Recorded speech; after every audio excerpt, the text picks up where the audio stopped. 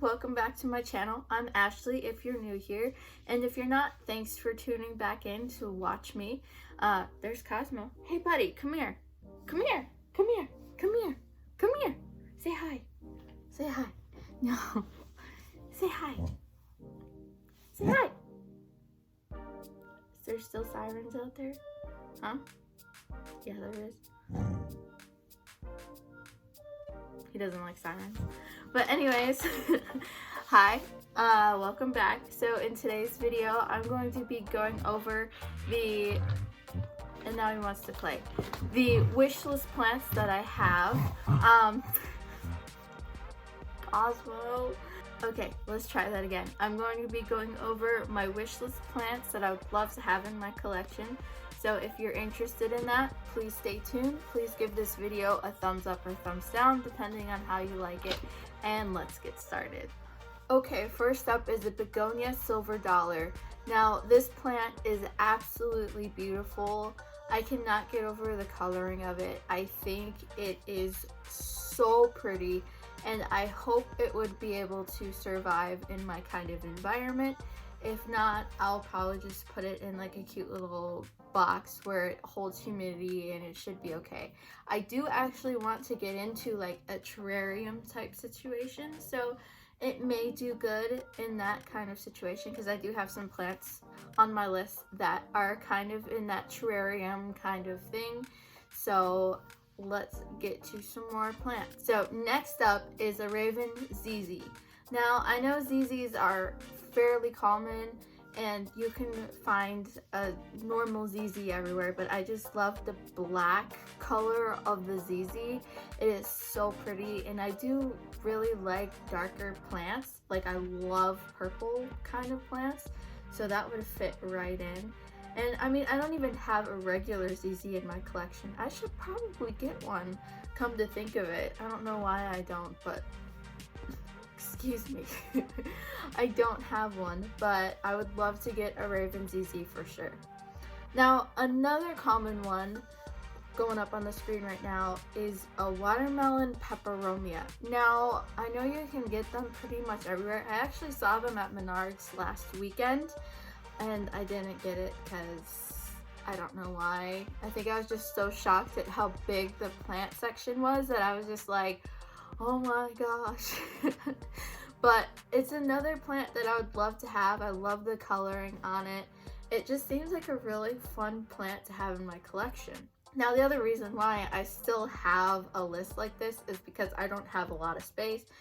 I know us plant people can find more space when we get more plants. I mean, I have already, but you know, I don't want to overdo it and overwhelm myself with the kind of plants I have right now. I know I do have somewhat of a small collection compared to other people, but I mean, it has grown a lot in the last few years. I started in 2019 my plant journey, and now we're here to 50 plus plants. So, you know, I mean, it can grow very big very quickly, and if you have more on your list like I do, then it just keeps growing. But for now, I'm happy with where I have my plants, but you know, of course, I love to dream and maybe find another plant here or there that I can fit in somewhere.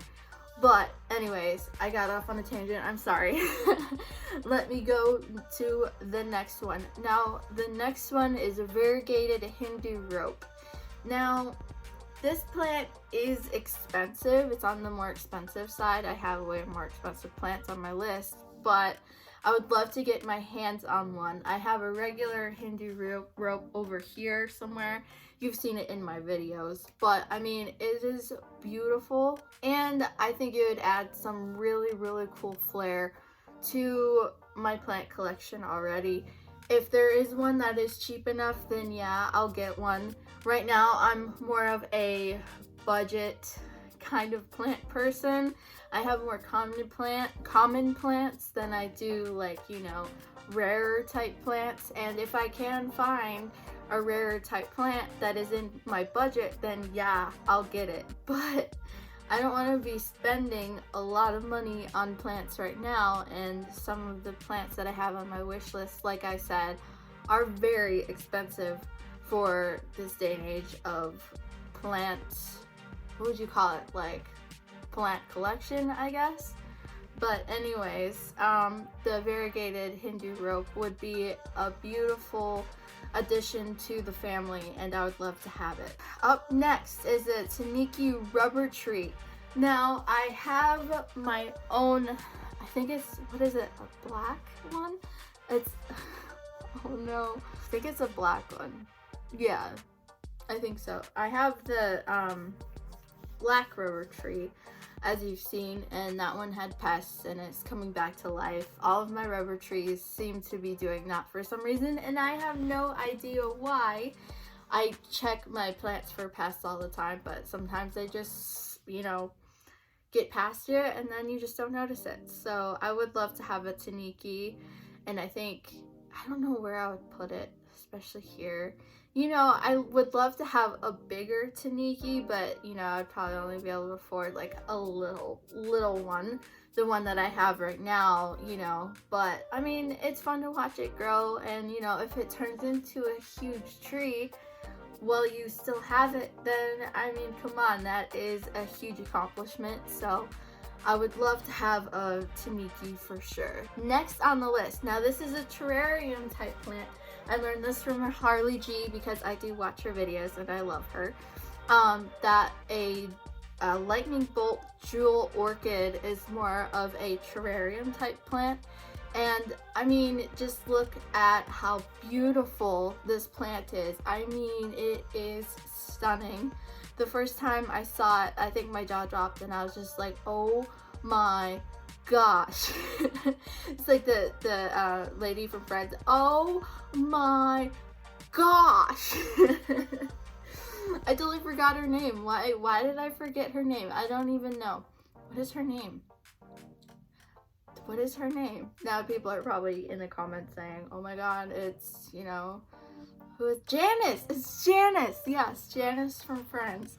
But yes, the lightning bolt jewel orchid is something that I would absolutely love to have in my collection, especially getting into like a terrarium type setting. I think it would be really cool to have some plants that would be in a terrarium, and I think that would be a good one to start with. So here's to hoping I can get that one. And those jewel orchids are within my price range, so I mean, it is not a huge deal. I just gotta get a terrarium, so there we go.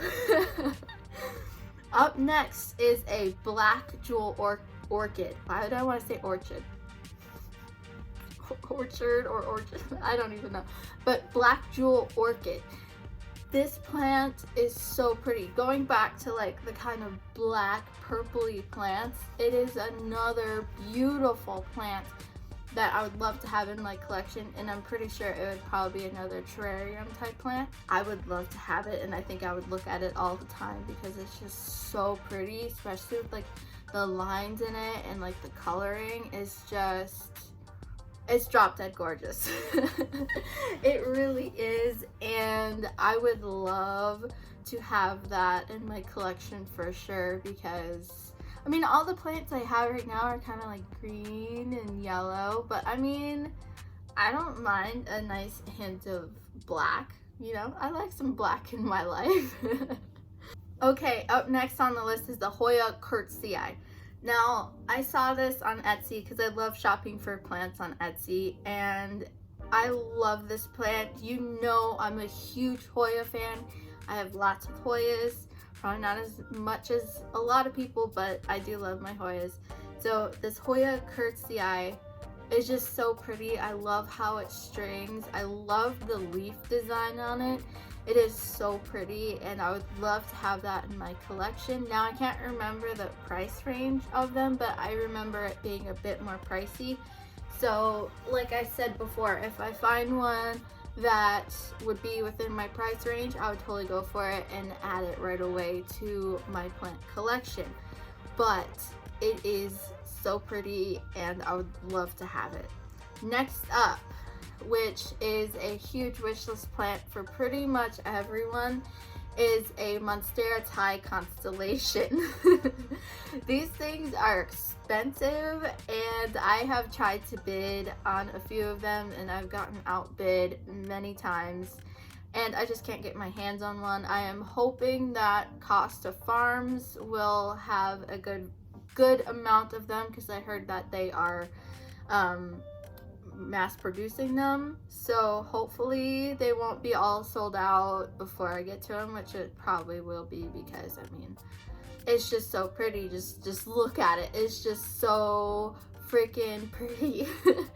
And another plant that I would love to have that is outside of my price range is a Monstera Albo.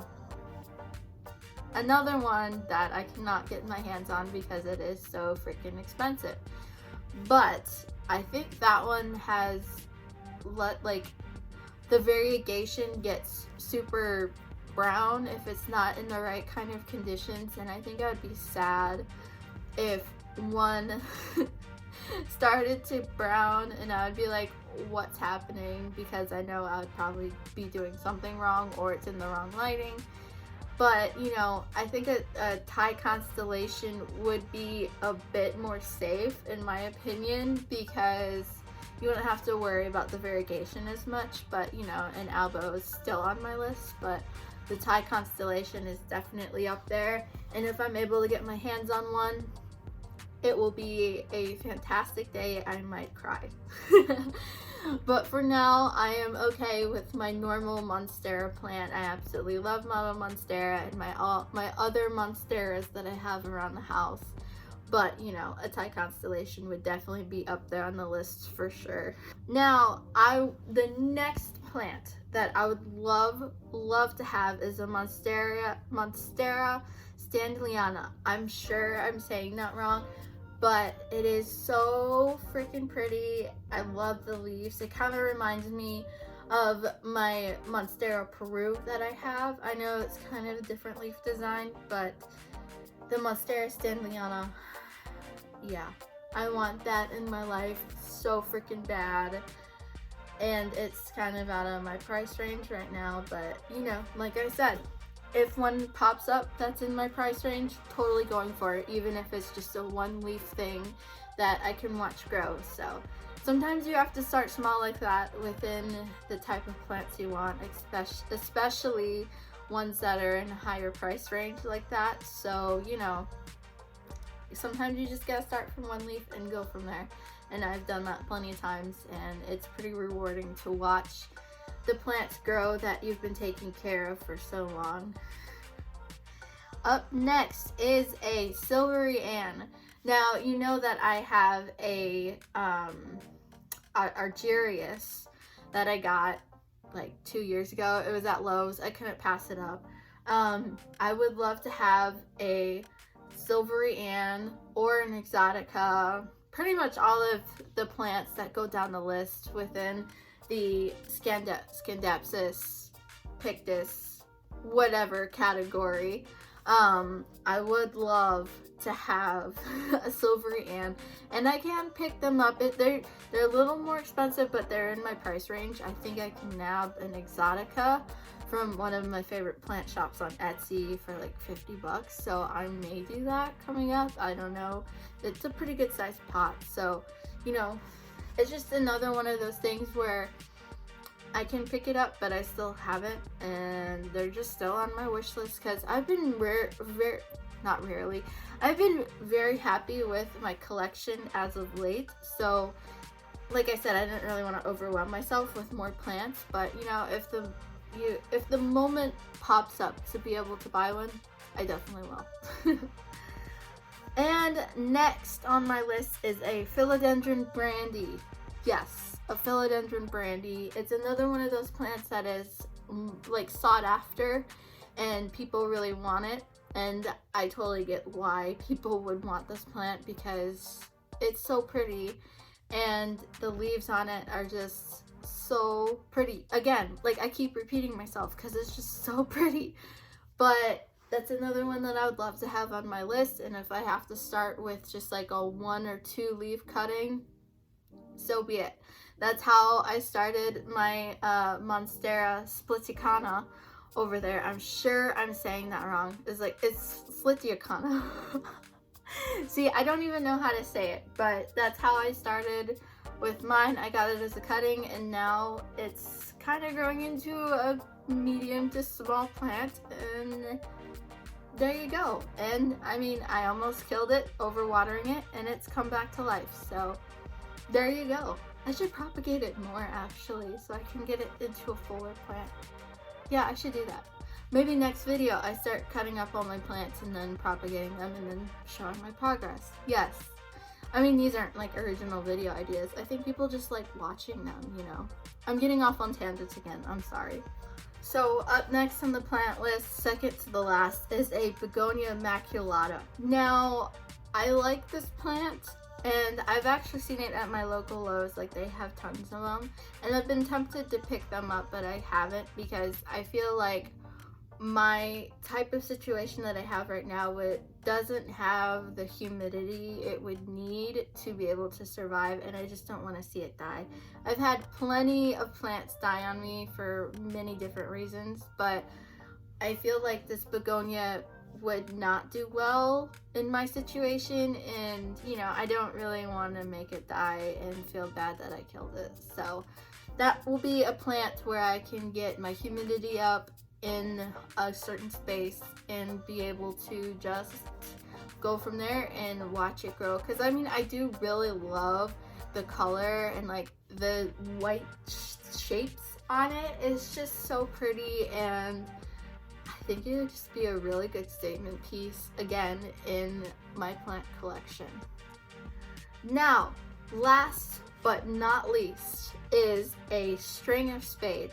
Now, I saw this plant and I was just like, I need this in my life because it's just so pretty, and I love like the leaf shape of it and how it grows, you know, the whole thing. I do need that in my life, and I'm not really sure the price point. I think I just saw it one time and I was just like, I need that.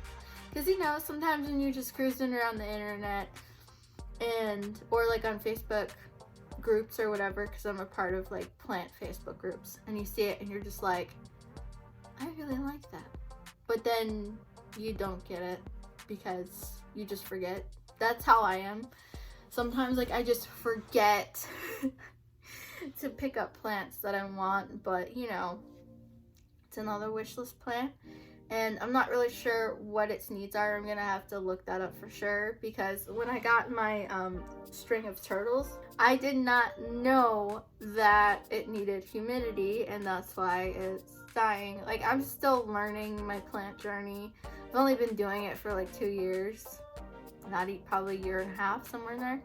So, you know, it's a thing where I'm still learning. I'm still learning how to say the names of certain plants and know what they want, know what they need, lighting wise. You know, it's that whole thing where sometimes it's you buy a plant and then you're surprised at what it needs, and then it starts dying, and then you have to look up all of these things like, okay, what do I do with it? And most of the time I'm pretty good at keeping them alive and also, you know, helping them grow. But I'm looking at one plant right now behind me that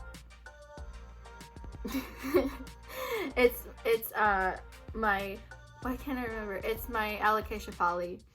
That's right behind this camera right here. We don't see eye to eye. At least it's still alive. I think it's another plant that needs a lot of humidity and a lot of like sunlight, because I had this plant in Texas, and my room got pretty hot in Texas, and it got sunset rays and it just grew like crazy. But all back here, this is where the sunset happens, and I have it on the other side. Maybe I should move it, you know? Maybe I should move it and see what happens. Now I'm just going on tangents again. I'm sorry. I'm sorry for that. But anyways, that wraps it up for my list. I know it's kind of a small list, but I think it's a pretty good list to start with and keep going, because I have a list and I have like probably less than half marked off. So I mean, that's pretty good, right? So anyways, I'm sure that didn't make any sense, but you know what? We're gonna go for it. But anyways, thank you so much for watching me babble on about certain things and plants and what my wishlist plants are. So thanks so much for watching. Don't forget to subscribe and like this video, share it, do all of that fun stuff, and I will see you later. Bye.